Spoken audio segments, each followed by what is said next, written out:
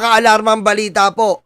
Dahil po sa pambabas ng mga DDS, ang anak po ni Kuya Kim Atienza ay pumanaw po. Mga walang ya po talaga tong mga DDS na to. Nuknukan at hindi pa kayo ang mamatay. Amen? Amen.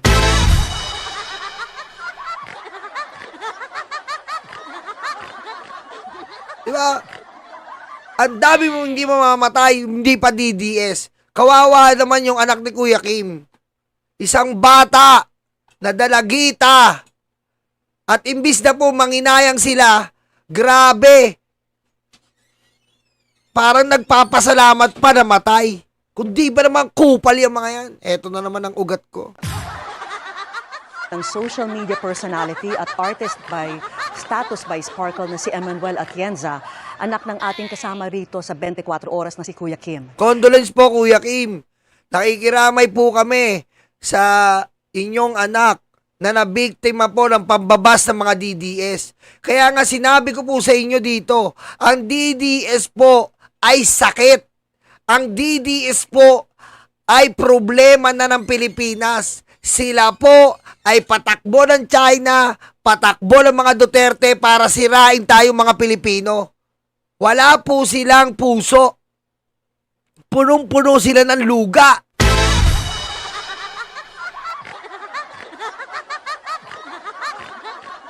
Mensahe ng pamilya ni Eman, naway isabuhay ng bawat isa ang mga katangian ng compassion, courage, and a little kindness sa pang-araw-araw nating pamumuhay.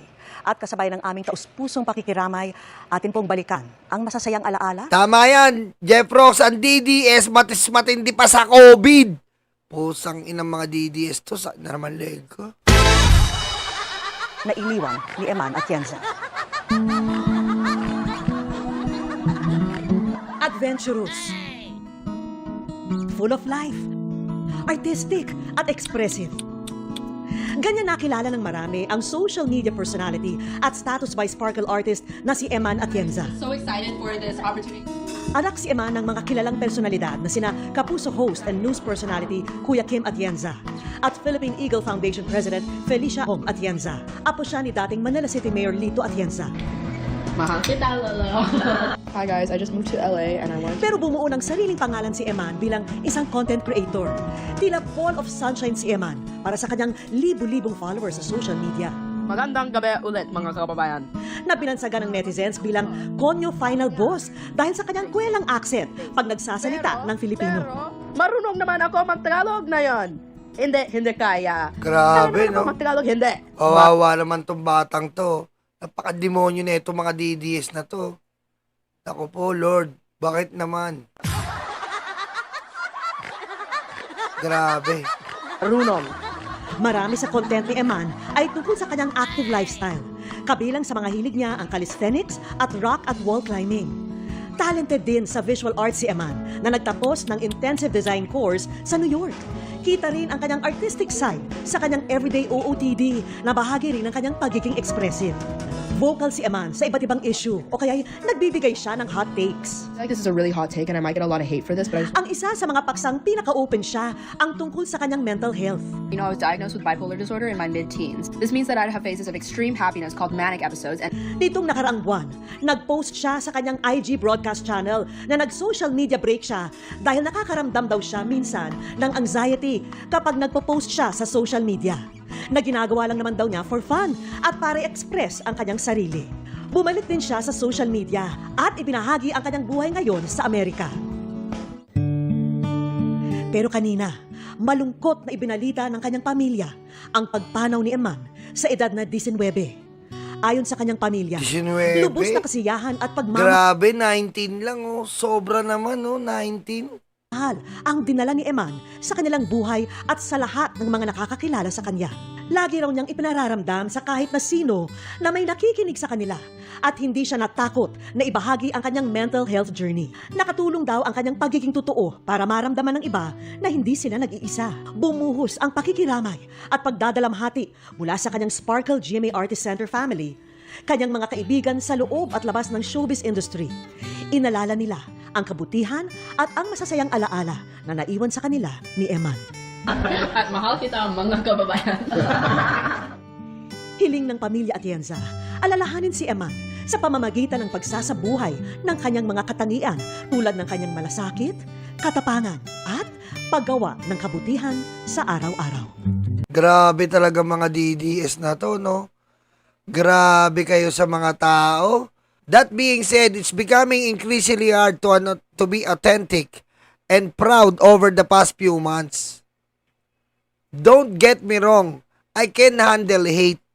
I've gotten death threat from DDS. Every day, misogyny, anong basa dyan? Malalim to eh. Misogynist in my comments telling me I'm stupid. Burner accounts of high school bullies trying to egg me on.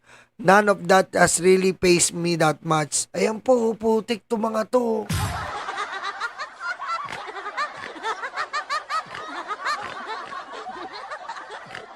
Yung mga nagbas dito, sana anak ng weteng kayo. 'Di ba? Okay lang kang mag-bash eh, pero yung magde-death threat ka, ako po araw-araw may death threat ako. Hindi ko na lang pinapansin. Kasi depende sa tao yan eh. Pero siya, 'di ba? Okay lang mag-aasara kayo sa politika, asarin mo. Tatay mo, karton, mga ganyan-ganyan, no? Bongbong, bangag. Okay na yung ganyan. Pero magbabanta ka sa buhay, bobo ka. Wala kang talino. Kailangan iisipin mo kung paano kayo re-rebat. Magpapakita ka ng facts, paano mo re-rebat. Pero yung magde-death ka, pambobo na yun, pantanga na yun.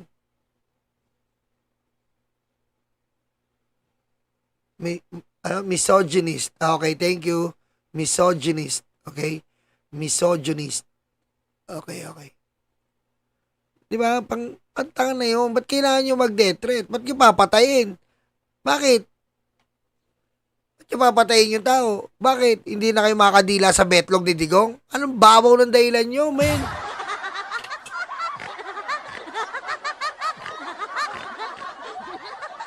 Di ba? Ang babaw ng mga dahilan. Tangin ng mga DDS to. Pag wala na maribat, magpa-de-death. Bobo kasi kayo eh.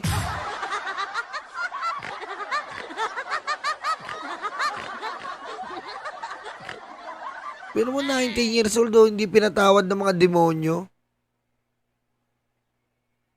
Di ba? Wala na to eh.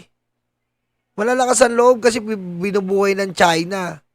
Binubuhay ng mga Duterte, kakabayad. Binubuhay ni Alpotera.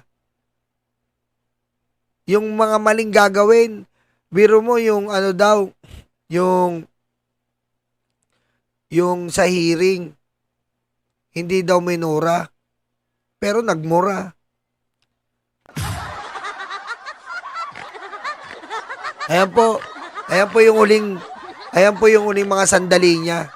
Sinabi niya po yan, threats from DDS. Kitang-kita nyo naman. Kung gaano kakupal po mga DDS na yan. Diba? Alam mo dito, basagan tayo kung basagan, pero ba't ka magbabanta ng buhay? Ibig sabihin, bobo ka na nun.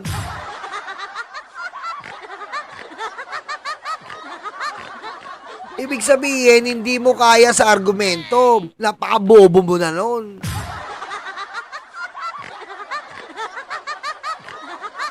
Oh, eto pa sabi. Etong Darwin Kanyente na to, ito, kupal din to. Another PRRD woke. Bash yourself unalive the pattern. Kita mo?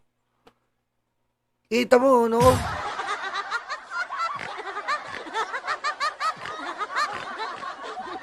Biro mo namatay na, imbis na patay na yun. Imbis na wag mo nang asarin, inaasar mo pa, patay na. Gaano ka walang yayon? Ha? Gaano ka walang yayon? Patay na, inaasar nyo pa?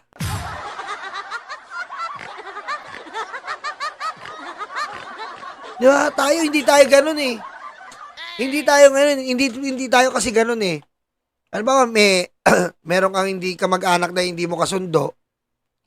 Pero pag namatay na, nagulat ka namatay. Siyempre, malulungkot ka rin kahit papaano. Oh. Malulungkot ka rin kahit papaano. Siyempre namatay siya eh. Oh.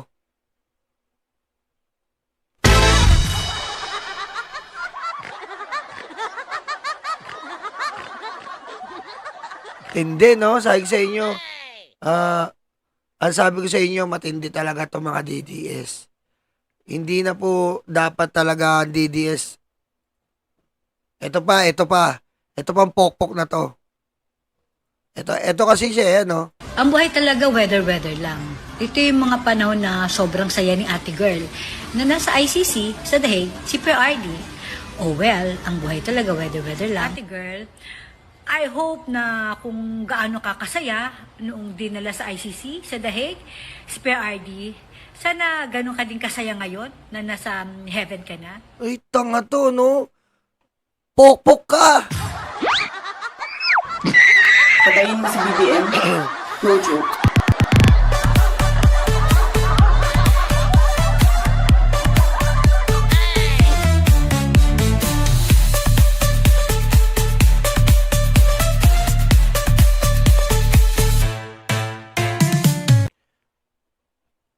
Pokpok talaga to eh, no?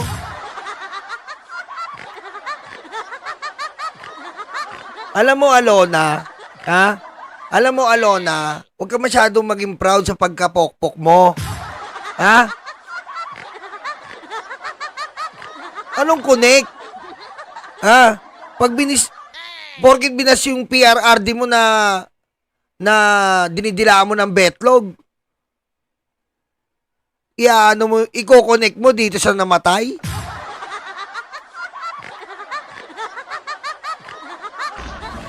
Ang buhay talaga weather lang. Tamo, ang buhay talaga daw, weather lang. Dahil binas niya si PRRD, ayan daw, namatay.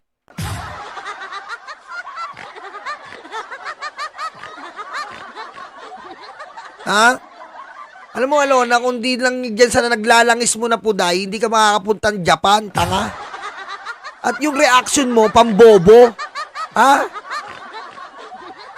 Dinadalaw ko nga to sa live niya eh.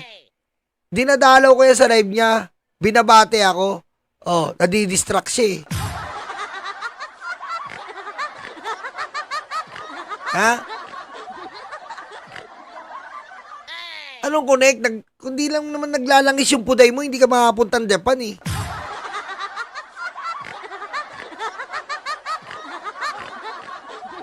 Biro mo namatay na yung tao. Eh, pa iniisip nyo?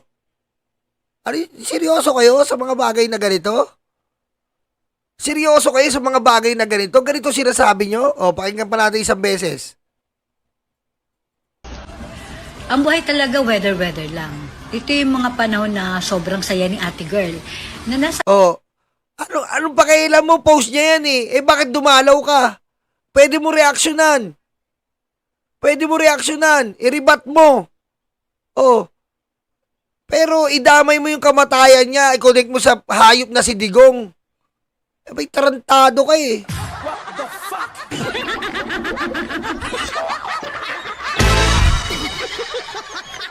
sa ICC sa The Hague, si PRD. Oh well, ang buhay talaga weather lang. Ate girl, Oh well, ang buhay talaga weather lang. Inan to.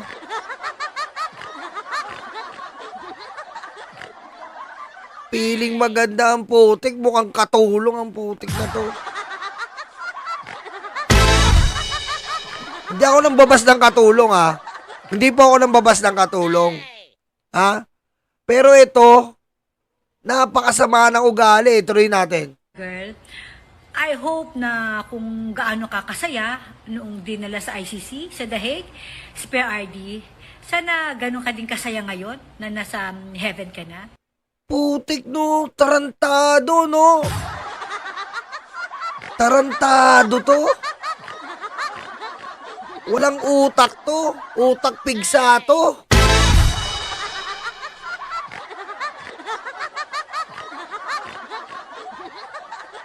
Kung gaano daw siya kasaya nung dinala si PRRD, sana daw ganoon din na siya kasaya papunta ng langit. Seryoso kayo mga DDS?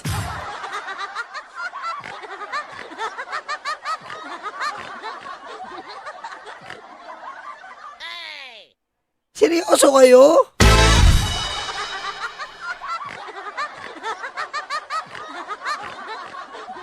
Halimbawa ako, DDS ha. DDS ako. May namatay sa pambabas dahil sa kauri kong DDS na nag-death threat kay Tatay Digong. Namatay na siya eh. Hindi ko na para kay pag itakil pa yun. Patay na yun eh. Hindi mo na kailangan gawin yun. Kasi bakit po, unang factor dyan, paisa lang ako ha, tang-ina mo, Alona. Tang-ina mo. Gago ka. Isa lang po, paisa lang. Wala kang ano eh. Biro mo, yung pamilya nila Kuya Kim umiiyak pa ngayon. Eh kung marinig nila to, ha? Eh kung marinig nila to, kung gaano mo pinasi PRRD, masaya ka. Sana masaya ka rin sa pagpunta mo sa langit. Eh kung marinig nila Kuya Kim ngayong pamilya niyan, kaya nga meron niyang kasabihan sa kultura ng Pinoy, nagluluksang pamilya. Nagluluksa pa yung pamilya. Babanat ka ng ganyan. Ganito na ba tayo? Ha? Ganito na ba tayo talaga ngayon? Wala na tayong respeto. Wala na tayong dignidad. Ganito na ba talaga tayo ngayon? Masasambahin mo yung politiko? Iba na yan, boy.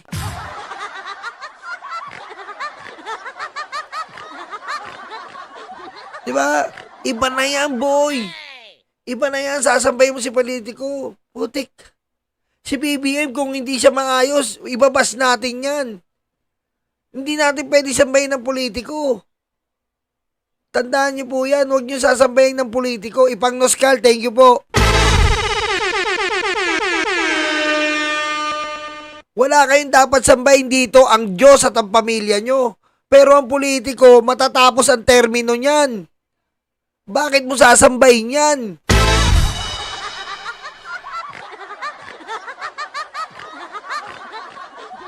Pero sila, sambang-samba na sila. Binas mo si PRRD, masayang-masaya ka. Sana masaya ka na rin sa langit.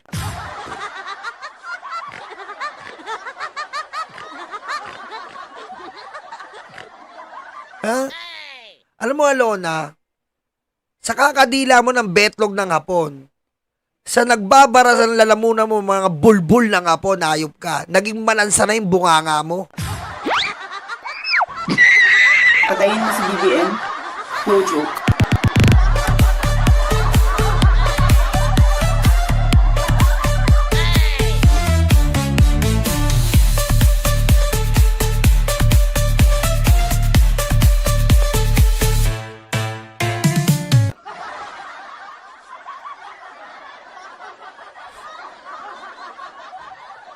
Diba? Wala yan. Wala yan. Hindi mo dapat sabihin yan. Ako, kahit DDS ako, may namatay na tao dahil sa politika, huwag mo nang talakayin. Huwag mong talakayin yun. Bilang vlogger, hindi mo tinatalakay ang patay. Kung tatalakayin mo siya, makikiramay ka. Ha? Kung tatalakayin mo ang namatay, makikiramay ka. Magdadala ka ng pagdadalamhati. Hindi ka magdadala ng pang-aasar. Dahil namatayan yun. Yun ang isa sa pinakamasakit na nangyayari sa buhay ng tao. At sasabihin mong ganun, nasa ng utak netong hayop na to.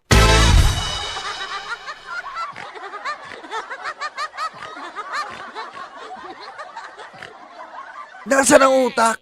Wala, kasi nga DDS. Pag sobrang bobo ka, pasado ka. Hi friends and not friends and not friends.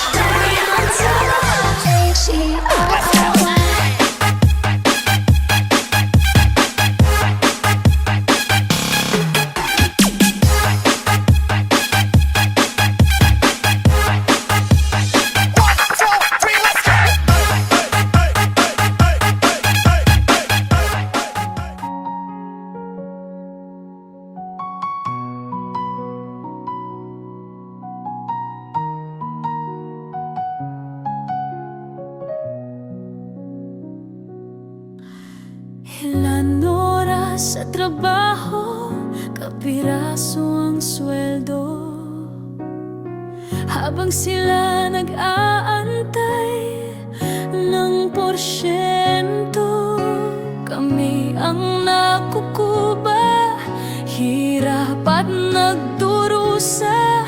Iluluhon nyo lang pala aming mga pera.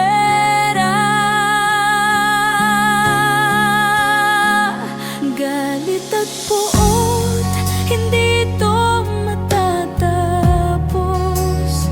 Hindi kami titigil, boses man ay maubos. Kinamkam nyo lahat ang aming pinaghirapan. Kayo ang salarin sa luha ng bayan. Galit at puot, hindi ito matatapos. Hindi kami titigil, boses man ay maubos. Kinamkam nyo lahat ang aming pinaghirapan. Kayo ang salarin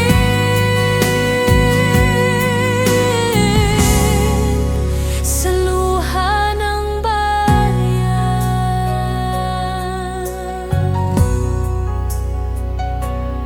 Sa kislap ng salapi nagbago ang mga anyo. Itim ang kulay na dumadaloy sa inyong dugo. Malansang katauhan, hindi nyo na matatakpan. Nakabarong na pala ngayon ang mga kawatan. Galit at puot, hindi ito matatapos. Hindi kami titigil, boses man ay maubos. Kinamkam nyo lahat ang aming pinaghirapan. Kayo ang salarin sa luha ng bayan. Galit at puot, hindi ito matatapos. Hindi kami titigil, boses man ay maubos. Kinamkam nyo lahat ang aming pinaghirapan. Kayo ang salarin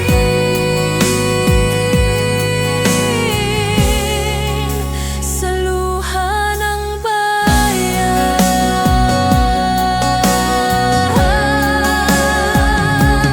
Totoo pala ang multo, nakakatakot ito.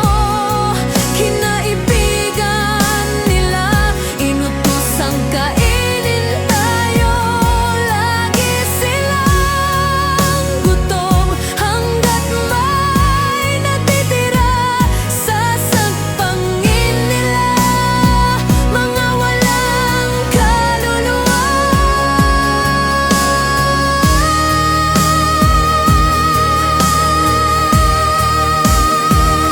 Galit at puot, hindi ito matatapos. Hindi kami titigil, boses man ay maubos. Kinamkam nyo lahat ang aming pinaghirapan. Kayo ang salarin sa luha ng bayan. Galit at puot, hindi ito matatapos. Hindi kami titigil, boses man ay maubos. Kinamkam nyo lahat